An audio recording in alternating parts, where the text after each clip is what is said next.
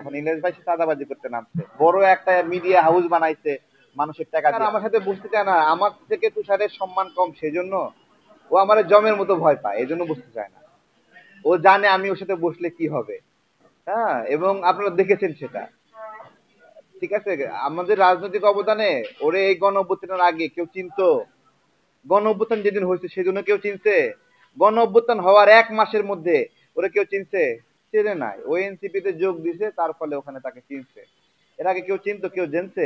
আর তুষার রাজনীতিতে আসার পরে তোকে কেউ চেনেনি। ওকে চিনছেই ওই লাগালাগি শব্দটার জন্য। লাগালাগি শব্দটা ভাইরাল না হলে ওরে বাংলাদেশের মানুষ জানতোই না। আবার সে আমাকে বলে আমার সাথে বসবে না, ঠিক আছে? তো আমি ওকে যে আমি যে ওর সাথে বসছি, এটা ওর বাপের জন্য সৌভাগ্য। ঠিক আছে, এটা তো স্বাভাবিক বিষয়। হ্যাঁ, আমারই ওর সাথে বসা ঠিক হয়নি, কিন্তু আমরা তারপরেও বসি, কথা বলি যে রাজনীতি আর হলো ব্যক্তিগত জীবন আলাদা। সে জায়গা থেকে ডিবেট করি, আমরাও ডিবেট করতেই গেছি। আমি তো ওকে বলি না আমি ওর সাথে বসবো না।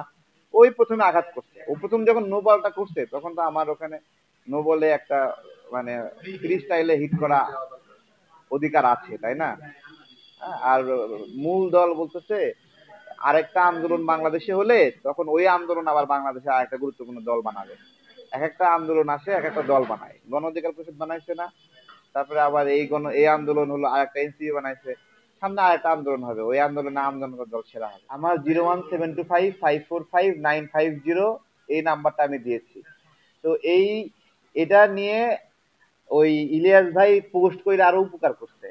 অনেক মানুষ আমাদের খুঁজে পাইতেছিল না, তারা খুঁজে পেয়ে গেছে, তারেক ভাই আপনাকে পাইছি আজকে, ঠিক আছে? এবং পাইছে, তারা টাকাও দিচ্ছে, 5 টাকা 10 টাকা 1 টাকাও পাঠিয়েছে।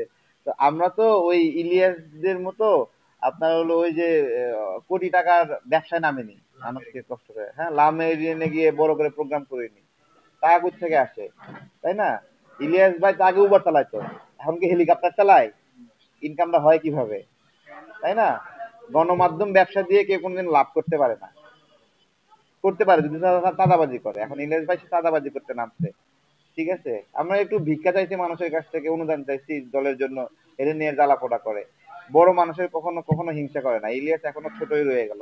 বড় একটা মিডিয়া হাউস বানাইছে মানুষের টাকা দিয়া, ঠিক আছে, কিন্তু অন্তরটা এখনো বড় হয় না। করেনি বলে জুলাই সনদ কি স্বাক্ষরিত হয়নি, তাই না?